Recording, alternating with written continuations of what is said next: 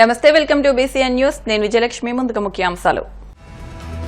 సామాన్య మధ్యతరగతి ప్రజలకు మేలు చేసే బడ్జెట్ ఇది. కేంద్ర ఉక్కు, భారీ పరిశ్రమల శాఖ సహాయ మంత్రి భూపతిరాజు శ్రీనివాస్ వర్మ వెల్లడి. కేంద్ర బడ్జెట్లో రాష్ట్రానికి తీరని అన్యాయం. నిధులు రాబట్టడంలో సీఎం చంద్రబాబు విఫలమయ్యారంటూ మాజీ మంత్రి బుగ్గన రాజేంద్రనాథ్ రెడ్డి ధ్వజం.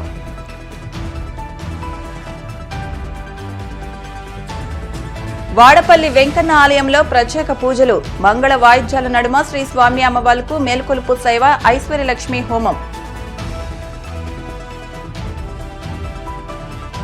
తిరుమల శ్రీవారి ఆలయంపై మరోసారి చక్కర్లు కొట్టిన విమానం. ఆగ్రహం వ్యక్తం చేస్తున్న భక్తులు.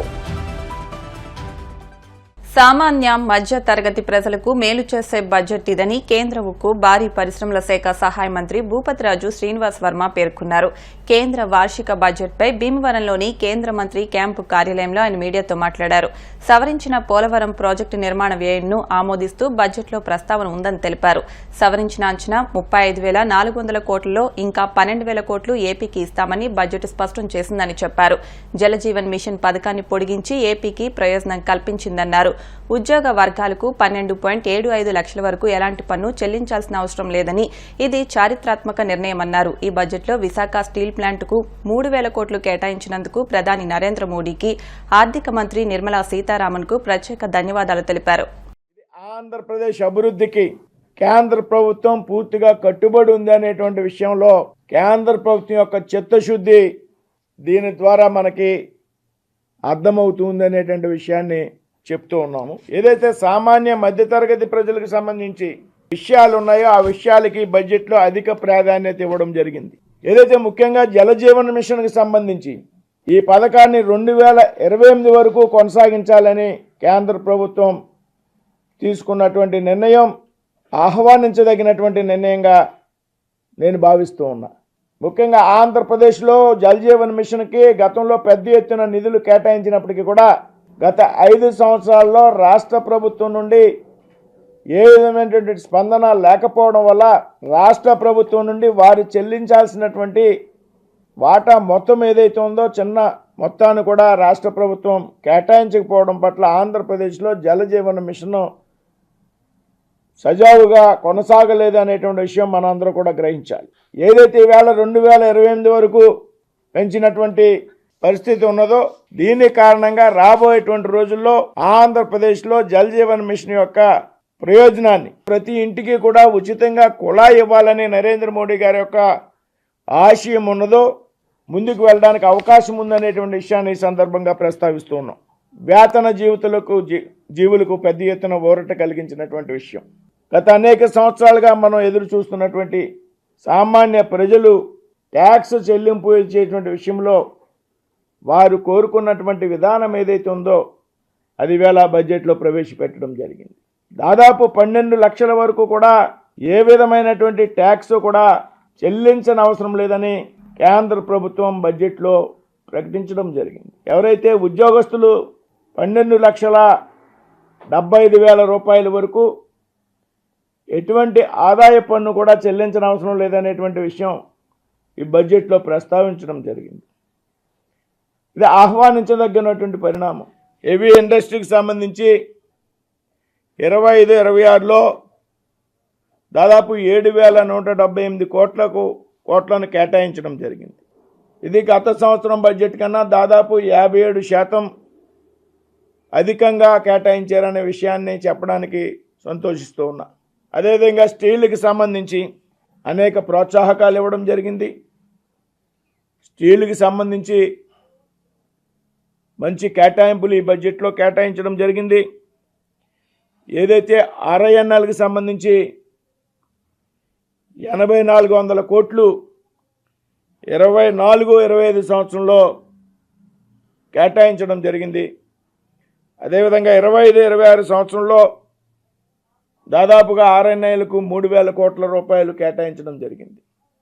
ఈ విధంగా ప్రవేశపెట్టిన నిర్మలా సీతారామన్ గారు ప్రవేశపెట్టినటువంటి బడ్జెట్లో దేశంలో అన్ని రంగాలకు, సామాన్యులకు, రైతులకు, వ్యవసాయదారులకు, యువతకు మేక్ ఇన్ ఇండియాకి పెద్ద ఎత్తున ప్రాధాన్యత ఇవ్వడం ద్వారా యువతకు పెద్ద ఎత్తున ప్రోత్సాహకాలు ఇచ్చారనేటువంటి విషయాన్ని ఈ సందర్భంగా చెప్తూ మరి ఈ విధమైనటువంటి అద్భుతమైనటువంటి బడ్జెట్ను ప్రవేశపెట్టినటువంటి సందర్భంగా ప్రధానమంత్రి నరేంద్ర మోడీ గారికి, ఆర్థిక మంత్రి శ్రీమతి నిర్మలా సీతారామన్ గారికి, అదేవిధంగా ముఖ్యంగా ఆంధ్రప్రదేశ్కి మంచి జరిగే విధంగా బడ్జెట్లో అనేక విషయాలు ప్రస్తావించారు.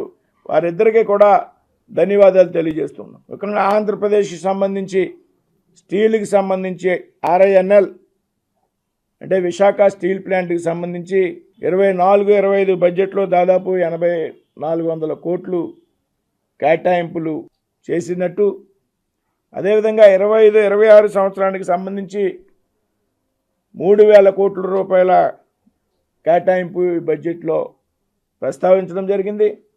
ఇందుకు గాను ఆంధ్రప్రదేశ్ రాష్ట్ర ప్రజల తరపున మరి ప్రధానమంత్రి నరేంద్ర మోడీ గారికి, ఆర్థిక శాఖ మంత్రి శ్రీమతి నిర్మలా సీతారామన్ గారికి ధన్యవాదాలు తెలియజేస్తున్నాం. భారీ పరిశ్రమల శాఖకి సంబంధించి 7,178 కోట్లను కేటాయించడం జరిగింది. ఇది దాదాపు గత ఏడాది బడ్జెట్ కన్నా 57% ఎక్కువ.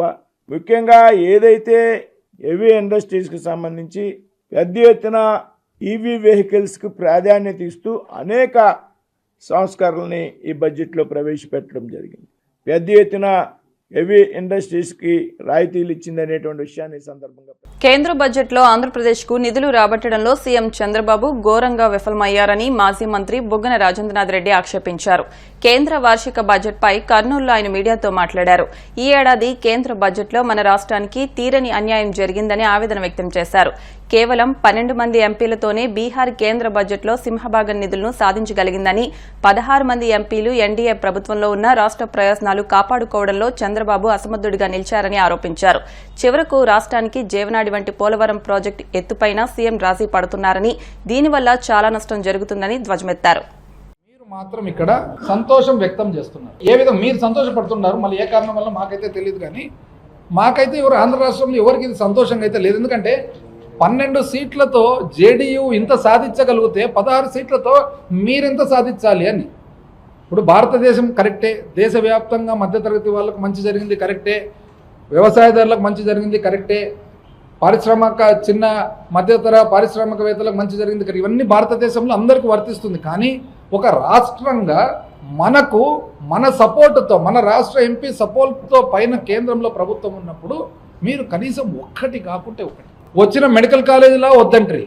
అసలు చివరికి ఏమైందంటే ఏమి రాకపోగా ఒక చాలా ఇబ్బందికరమైన ఇది కనపడతా ఉంది. డిమాండ్స్లో చూసినట్లయితే పోలవరం ప్రాజెక్టు కోసము ఐటమ్ నంబర్ 38 డిమాండ్స్లో చూస్తే రివైజ్డ్ కాస్ట్ ఫర్ కంప్లీట్ అంటే పోలవరం ప్రాజెక్టు పూర్తి చేసేదానికి అని చెప్పి దాంట్లో చాలా ఇబ్బందికరమైన ఒక సెంటెన్స్ ఉంది. ఏమదంటే the proposal is for revised cost of 30,430 30,436 కోట్లకు for completion of Polavaram irrigation project with water storage up to 41.15 meters, that is minimum drawdown level. And అంటే కంప్లీషన్ ఆఫ్ పోలవరం అంటే దీని అర్థం ఏమి, పోలవరం ప్రాజెక్టు పూర్తి చేసేదానికోసము 41.15 మీటర్లు అంటే 135 అడుగులు, 135 అడుగులకు పూర్తి చేసేదానికోసము 5,000 చిల్లర కోట్లు ఇవ్వడం జరుగుతుంది. 5,936 కోట్లు అంటే అర్థమేమి, పోలవరం ప్రాజెక్ట్ కట్టాల్సినది 45.72 మీటర్లు అంటే 150 అడుగులు. 150 అడుగులు కడితే పోలవరం ప్రాజెక్టులో ఇంచుమించు 200 టీఎంసీ నీళ్ళు వస్తాయి. 200 టీఎంసీ నీళ్ళు వస్తే ఇంచుమించు కృష్ణా జిల్లా కానీ గోదావరి జిల్లా కానీ కొన్ని లక్షల ఎకరాల నీటి పరిధిలో వచ్చేది కాక కొన్ని లక్షల ఎకరాలకు ఆల్రెడీ పారుతున్న కెనాళ్లకు స్టెబిలైజేషన్ స్థిరీకరణ జరుగుతుంది. 960 మెగావాట్ల విద్యుత్ ఉత్పత్తి జరుగుతుంది. వైజాగ్ సిటీకి నీళ్ళు వస్తాయి, 600 గ్రామాలకు నీళ్ళు వస్తాయి. అదేవిధంగా ఇన్ని ఉపయోగాలు ఉంటే ఆ ఉపయోగం ఎప్పుడు వస్తుంది, 150 అడుగుల హైట్ వస్తేనే. ఈరోజు 135 అడుగులకు కంప్లీషన్ అని దీంట్లో రాసిందే. మీరు కేంద్ర ప్రభుత్వంలో భాగస్వామ్యులు, మీ మంత్రులు ఉన్నారు, చూసుకోలేదండి. దీని అర్థం మేము ఇంతకుముందు కూడా మీరు ఇదే పొరపాటు చేసినారు. 2017-18 ఇదే పొరపాటు చేస్తే మాకు ఇంచుమించు 4 సంవత్సరాలు పట్టింది రెక్టిఫై చేసేదానికి. ఈరోజు మీరైతే గొప్పగా 12,500 కోట్లు వచ్చిందని అంటున్నారో ఆ 12,500 కోట్లు కూడా మీరు చూసినట్లయితే కంప్లీట్ మా ప్రభుత్వం మేము సాధించినది. 12,500 కోట్లు మేము ఏ విధంగా 12,500 కోట్ల గాను ప్రస్తుతానికి 41.15 అంటే 135 అడుగులు ప్రస్తుతానికి. ఎందుకు ప్రస్తుతానికి అన్నాము? డ్యామ్ అనేది 150 అడుగుల వరకు కడతాము, కానీ 135 మొదటి సంవత్సరం నీళ్లు నిలుపుతాము, మళ్ళా 2 సంవత్సరాలు నీళ్లు నిల్వ చేసే కొద్దీ వెనకాల భూసేకరణ చేసుకుంటూ పోతాం. కాబట్టి ప్రస్తుతానికి అని చెప్పి మేము తెస్తే మీరు ఈరోజు కంప్లీషన్ ఆఫ్ పోలవరం ప్రాజెక్ట్ అని రాపించుకొని వచ్చారంటే దీన్ని ఏ విధంగా చూడాలా అని. అప్పుడంతే ఆ రోజు కూడా మీరు పోలవరం ప్రాజెక్టు పూర్తి చేసేదానికి ఇంచుమించు 18,000 కోట్లు కేవలం భూసేకరణకు అవసరం ఉంటే మీరు 2014 సంవత్సరంలో ఇంత చాలు, మాకు 2013 క్వాంటిటీస్ చాలు, 2014 రేట్లు చాలు అని చెప్పి మీరు క్యాప్ చేసుకొని వచ్చినారు. ఆ చిక్కుముడి విప్పేదానికి మనకు 4 ఏళ్ళు పట్టింది. ఈరోజు మరొక్కసారి కూడా దయచేసి మీరు ఇటువంటి పొరపాటు వెంటనే రెక్టిఫై చేయాలని చెప్పి రాష్ట్ర ప్రజల తరఫున వైఎస్ఆర్సీపీ కోరుతా ఉంది. ఇది చూసినట్లయితే డిమాండ్లో ఇది చూసినట్లయితే మాత్రము దీని అర్థం వేరే వస్తుంది. మీరు చూసుకున్నారో లేదో, థ్యాంక్స్ చెప్పడంలోనే సరిపోయింది, కానీ ఆ థ్యాంక్స్ లోపల మీరు దయచేసి ఇది ఒకసారి చూడాలని చెప్పి ఇది కోరుకోవడం కాదు, వేడుకుంటున్నాం. అసలు దీన్ని ఏ విధంగా అర్థం చేసుకోవాలనో మాకు అసలు చాలా ఇబ్బందికరమైన పరిస్థితి తెస్తారు. ఎట్లయితే బీహార్ వాళ్ళు 12 మంది ఎంపీలతో జేడీయూ ఎన్ని సాధించినారో, మరి మీరు ఎన్ని పోర్టులండి స్టార్ట్ చేయడం, మచిలీపట్నం, రామాయపట్నం 4 పోర్టులు స్టార్ట్ చేయడం జరిగింది. మీరు పోయి ఈ పోర్టులు కావాలా, పోర్టులకు మీరు సహాయం చేయండి అంటే కేంద్రం ఇవ్వదండి. ఎందుకు ఇవ్వదు? మీరు 16 మంది కదా ఉండేది ఆ రోజు, మా 23తో పని లేదు. ఈరోజు మీరు 16తో పని ఉంది కదా, మీరు లేనిది అక్కడ పైన ప్రభుత్వం లేదు కదా. అసలు ఎందుకు గాను మీరు ఇంత లూజ్గా వదిలిపెట్టినారని. పోయిన సంవత్సరం ఈ సంవత్సరం బీహార్ చూసినట్లయితే పార్లమెంట్ అంతా కూడా ప్రతి ఒక్కరు బీహార్ పక్క చూస్తున్నారు. లెక్క ప్రకారం బీహార్ కంటే కూడా ఆంధ్రప్రదేశ్ ఇంకా ఎక్కువ రావాలి. ఎందుకంటే పునర్వ్యవస్థీకరణలో ఇబ్బంది పడిన రాష్ట్రం ఆంధ్రప్రదేశ్. ప్రతిసారి ఎందుకు మీరు ఇట్లా చేస్తున్నారో మరి మాకైతే అది అర్థం కాని పరిస్థితి. కోనసీమ తిరుమలగా వర్ధిల్లుతున్న వాడపల్లి శ్రీ వెంకటేశ్వర స్వామి ఆలయంలో ఆదివారం ప్రత్యేక పూజలు వైభవంగా నిర్వహించారు. మంగళ వాయిద్యాల నడుమ శ్రీ స్వామి అమ్మవార్లకు మేల్కొల్పు సేవను నిర్వహించిన అనంతరం ఐశ్వర్యలక్ష్మి హోమాన్ని జరిపించారు. అర్చకులు శ్రీ స్వామి అమ్మవార్ల వసంత మండపంలో అష్టోత్తర పూజలు నిర్వహించగా ప్రత్యేక అలంకరణలో ఉన్న స్వామిని దర్శించుకుని భక్తులు తరించిపోయారు.